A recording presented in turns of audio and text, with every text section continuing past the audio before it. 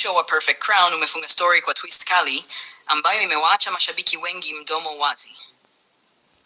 Karibu tena kwenye channel. Leo tunakuletea final episode ya Perfect Crown, episode ya mwisho ambayo series zote, usaliti na vita ya Crown vimefikia mwisho wake rasmi. Episode hii inaanza huku ufalme ukiwa kwenye hali ya taharuki kubwa baada ya matukio ya episode iliyopita.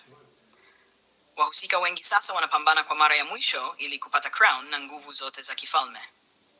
Kadri story inavyoendelea, ukweli mkubwa kuhusu Crown unawekwa wazi rasmi. Tunagundua kuwa baadhi ya watu walikuwa wakicheza mchezo wao wa siri tangu mwanzo kabisa, na siri hiyo ndio iliyosababisha migogoro yote ndani ya ufalme. Na hapa niambieni kwenye comments, je, mwisho huu umeupaje kati ya Det? Wakati huo huo, wahusika waliokuwa maadui wanaanza kukabiliana uso kwa mara ya mwisho. Kuna hisia kali sana za hasira, maumivu na usaliti zinazofanya finale hii kuwa ya kusisimua zaidi. Kuna scene moja ya nguvu sana ambapo ukweli wote unafichuka mbele ya kila mtu ndani ya ikulu. Tukio hili linabadilisha kabisa hatima ya baadhi ya wahusika. Mahusiano yaliyokuwa yamevunjika yanafikia mwisho wake. Wengine wanapata nafasi ya pili, lakini wengine wanapoteza kila kitu walichokuwa wakikipigania. Comment hapo chini, nani ndiye character bora zaidi kwenye Perfect Crown mpaka mwisho? Kadri finale inavyokaribia mwisho, tension inapanda zaidi.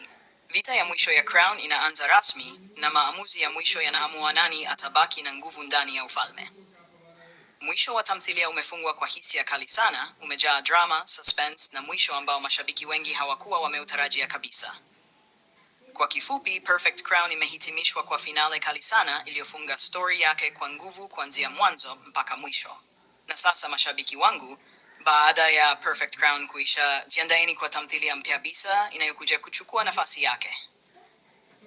Tamthilia hiyo ni The Wonderfuls. Hii ni K-drama mpya yenye fantasy mystery comedy power za ajabu na drama kali sana. Na ndani yake yupo pia Cha Eun-woo. Hivyo jiandaeni kwa recap zake zote zitakapokuja hivi karibuni. Usisahau kulike, kucomment na kusubscribe kwa recap zaidi.